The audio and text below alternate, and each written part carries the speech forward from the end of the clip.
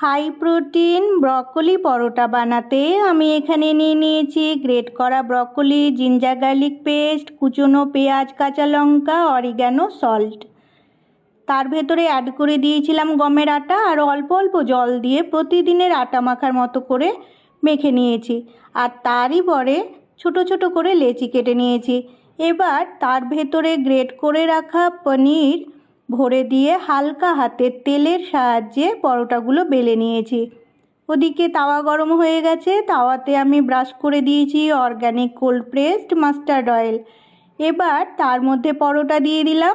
এক পিঠ ভালোভাবে সেঁকা হয়ে গেলে উল্টো পিঠও ভালোভাবে সেঁকে নিয়েছি।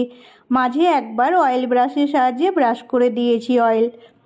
ব্যাস তৈরি হয়ে গেল healthy tasty high protein broccoli paratha. এই পরোটা আমি এনজয় করেছি আমার ফ্যামিলির সাথে ব্রেকফাস্টে। এর সাথে আমি দিয়ে দিয়েছিলাম ধনেপাতার চাটনি। এইভাবে আপনারাও তৈরি করে নেবেন হেলদি টেস্টি ব্রকলি পরোটা আর এনজয় করবেন ফ্যামিলির সাথে। আমার এই রেসিপি যদি আপনাদের ভালো লেগে থাকে তাহলে অবশ্যই কমেন্টে জানিয়ে যাবেন, লাইক দেবেন আর শেয়ার করে দেবেন আপনার সমস্ত বন্ধুদের সাথে।